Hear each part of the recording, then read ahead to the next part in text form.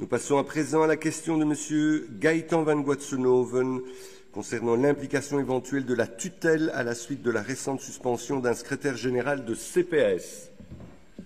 Question adressée à M. Marron et Mme Van den Braght. Je pense que c'est M. Marron qui répondra. Je vous remercie, Monsieur le ministre.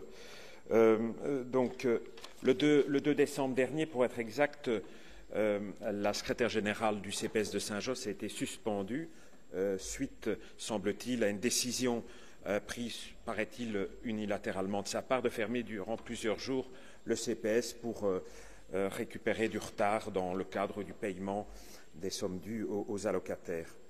Le bourgmestre de la commune a reconnu que fermer un CPS en plein hiver était grave.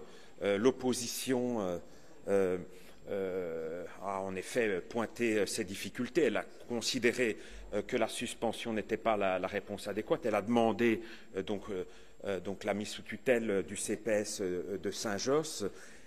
Et donc on voit que la tension est à son comble au sein de l'institution. Avez-vous, Monsieur le ministre, reçu cette demande de mise sous tutelle? Avez-vous pris en compte cette demande? Allez-vous la suivre? Et d'autre part, qu'en est-il de la suspension? Cette suspension va-t-elle arriver à terme ou va-t-elle être définitive à l'égard de la secrétaire générale? Voilà, Monsieur le ministre, un certain nombre de questions précises par rapport à une institution aujourd'hui mise dans une situation assez pénible. Je vous remercie. Merci, Monsieur Van Guatsenoven. Je cède à présent la parole au ministre Marron.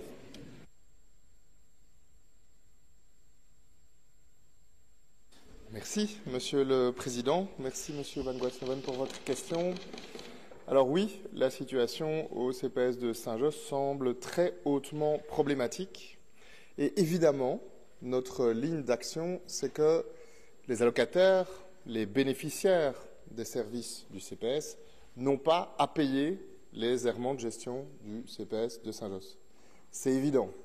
Et donc, c'est notre ligne d'action que, en tout cas, les aides soient correctement délivrées et les missions de service public du CPS soient assurées. Vous imaginez, dans une des communes où la population est la plus pauvre de Belgique, un des plus gros CPS de Belgique, qu'on ait une discontinuité dans le service public, c'est impensable.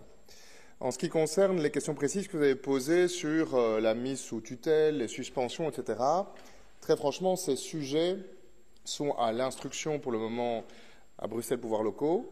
Ils font l'objet d'une analyse juridique pointue pour voir ce qu'il y a lieu de faire et comment il y a lieu d'agir. Et à ce stade, je ne peux pas vous donner d'informations supplémentaires. J'attends moi-même le bout de l'instruction de la part de Bruxelles Pouvoirs Locaux. Merci, Monsieur Marron. Monsieur Van Guatsenoven. Merci, Monsieur le Président. Monsieur le ministre, j'ai entendu ce que vous m'avez dit. Et vous reconnaissez évidemment la gravité des faits en tant qu'ancien président de CPS.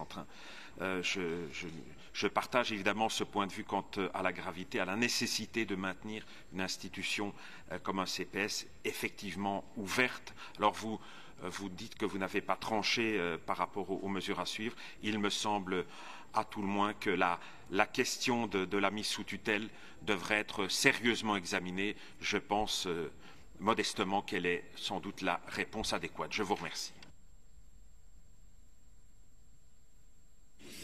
Merci, Monsieur Van Guatsenoven.